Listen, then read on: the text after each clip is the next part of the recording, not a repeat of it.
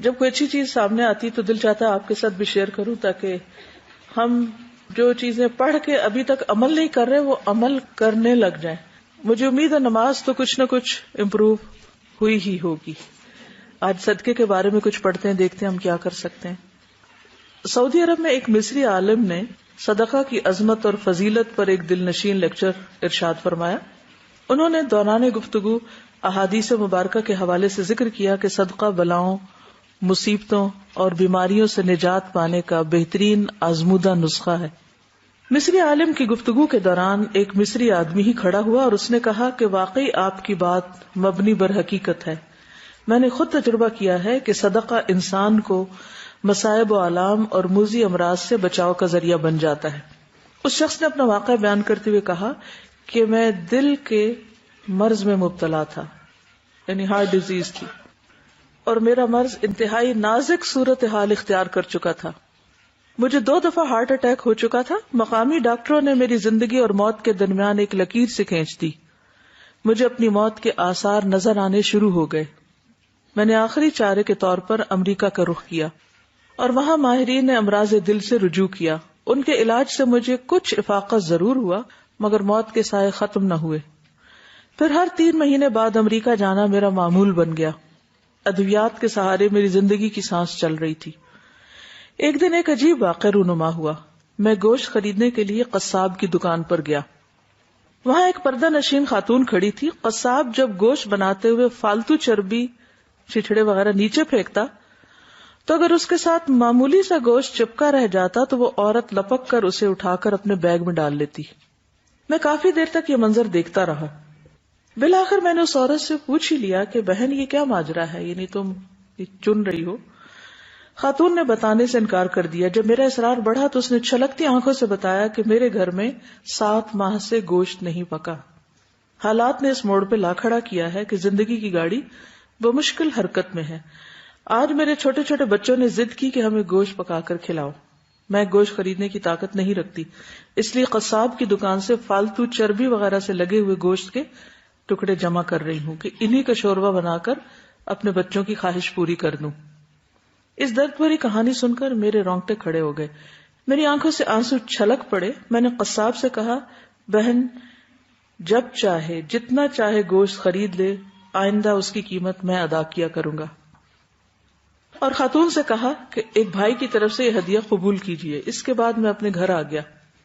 میرے دل کو اتنی خوشی، راحت اور مسرت ملی کہ اس کے اثرات میرے چہرے پر بلکہ پورے بدن پر عیاں تھے. مجھے خوش دیکھ کر میرے بچوں نے بڑی محبت سے پوچھا، ابا جان آج کیا ماجرا ہے؟ آپ کے چہرے پہ تو ہمیشہ فکر سایہ کیا رکھتا ہے، لیکن آج آپ بہت خوش نظر آ رہے ہیں. مناسب اور مختصر سے الفاظ میں انہیں اپنے ساتھ پیش آنے والے واقعے سے میں نے آگاہ کیا اور اللہ کے حضور سرب سجود ہو گیا کہ اللہ نے مجھے ایک حقیقی خدمت کا موقع دیا. اس کے نتیجے میں مجھے اطمینان قلب کی دولت سے مالا مال کر دیا. کچھ عرصے بعد میں حسب معمول امریکہ گیا تو میرے معالج میری ٹیسٹ رپورٹس دیکھ کر حیران رہ گئے کہ یہاں مرض دل کے ہاتھوں موت کے منہ تک پہنچنے والا شخص بالکل نارمل ہو چکا تھا، جیسے اسے کبھی یہ مرض ہوا ہی نہیں. انہوں نے مجھے پوچھنا شروع کر دیا کہ تم نے کون سا نسخہ اختیار کیا، کہاں سے علاج کرایا؟ میں نے انہیں بتایا کہ کسی عام ڈاکٹر اور معالج کا نسخہ نہیں، بلکہ رسول اکرم صلی اللہ علیہ وسلم کا بتایا ہوا نسخہ ہے کہ صدقہ بھلاؤں کو ٹال دیتا ہے. یہ کہتی ہے کہ ان کی بہن کی کولیگ ہیں، ان کی سسٹر کا یہ واقعہ ہے کہ ان کو ایک ایسی بیماری لاحق ہوئی کہ جس میں ریڈ سیلز نہیں بن رہے تھے. تو ڈاکٹروں نے کہا اس کا کوئی علاج نہیں ہے. تو انہوں نے سوچا کہ مزید علاج کے لیے چوڑیاں وغیرہ بیچی جائیں. تو انہوں نے کہا کہ علاج کی بجائے اگر اس پیسے کو ہم صدقہ کر دیتے ہیں تو الحمدللہ کچھ عرصے کے بعد رپورٹس بہتر آنا شروع ہو گئی. کسی کی ہیلپ کرتے ہیں تو باڈی میں سے ایسے ہارمونز ریلیز ہوتے ہیں جو کہ انسان کو خوشی دیتے ہیں. یہ سائنٹیفکلی پرووڈ ہے. اور جب انسان کے اندر خوشی ہوتی ہے تو وہ چیز اس کے باڈی کے بیلنس کو اور بیماری کو بھگانے میں بہت زیادہ کردار ادا کرتی ہے. اپنے آپ سے پوچھے میں نے کب لاسٹ ٹائم صدقہ کیا ہے. ہم سب اپنا اپنا محاسبہ کریں، کیونکہ یہ ہمارا اور اللہ کا معاملہ ہوتا ہے نا، کسی کو بتا کے تو نہیں کرنا. جی تو میں گاڑی میں بیٹھنے لگی تو ایک دم سے میری بیٹی کہتی ہے ماما وہ دیکھیں بابا جی آ رہے ہیں مجھے صدقے کے پیسے دینا. تو میں نے اسے پیسے دیے اور اسے صدقہ کیا. اور ٹیکسلا کے قریب ایک جگہ آتی ہے جہاں دو پہاڑیاں آپس میں ملتی ہیں نا، مارگلا. تو وہاں پہ ایک ٹرک آ رہا تھا، اس نے مطلب ہماری گاڑی کو اتنا زیادہ وہ کیا کہ مطلب ہمیں یہی تھا کہ اب نہیں ہم بچیں گے. اور 3 دفعہ اس طرح سے ہوا. اور جب میں وہاں پہ درس کے لیے بیٹھی چیئر پہ تو میرے منہ سے لفظ ہی نہیں نکل رہے تھے کہ میں ڈر گئی تھی اندر سے کہ میں نے موت کو اتنے قریب سے دیکھا. اور یہ الحمدللہ میری بیٹی ابھی 3 سال کی ہے تو اس کو میں نے عادت ڈالی تھی.